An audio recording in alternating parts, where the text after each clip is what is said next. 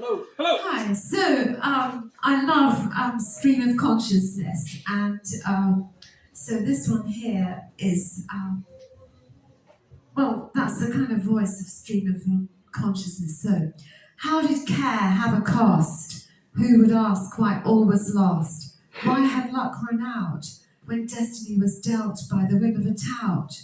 Precious moments had been kept in warm hands. Suddenly all was privy to a tyrant's ban. Her sickly face of sugar-laced wan, her stolen hopes suspended like a limp fan.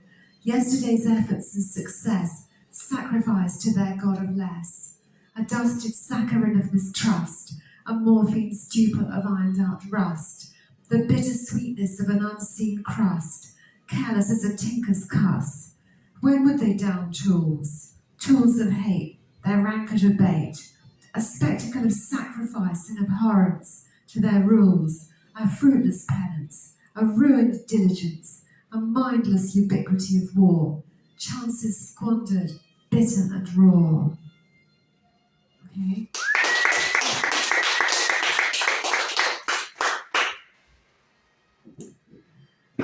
So this one is called Pygmalion, Stick to Me Like an Elastoplast.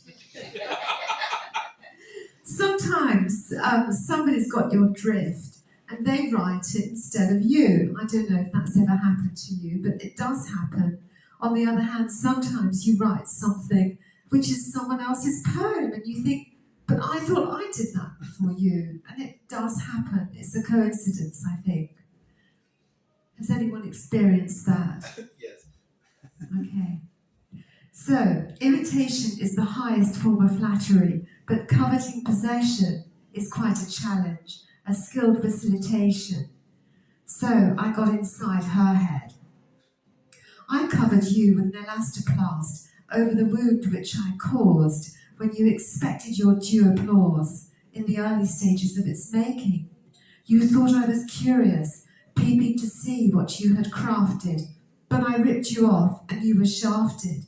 Just for my scrutiny and accolade, I put you in my shade and made a blister in the soreness and rawness of your exposure, so that I was first and you my worst.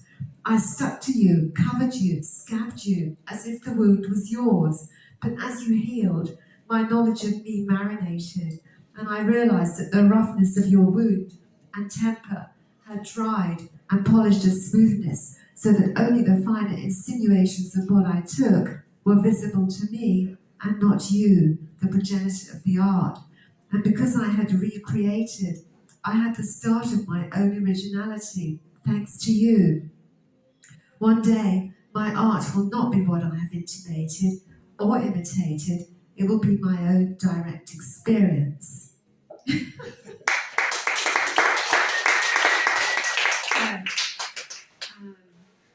Okay, one last one. Okay.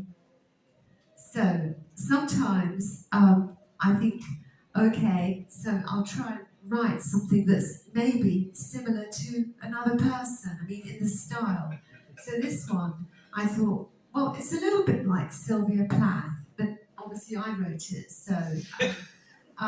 anyway, haven't got anything against Ted Hughes, but I did see that they've actually asked to put a sculpture up of a fox somewhere near where he lived.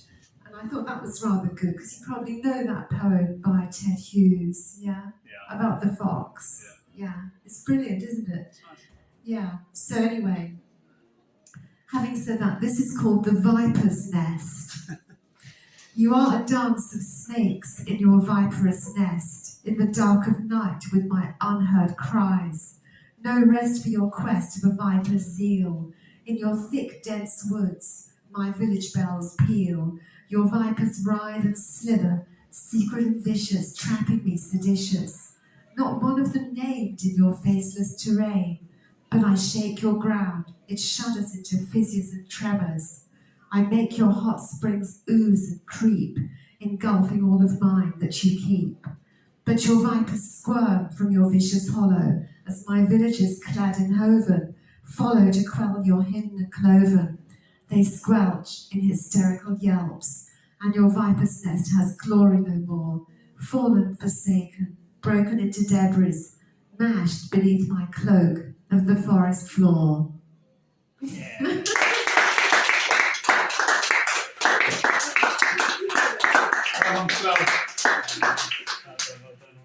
One more time for Flo. All right.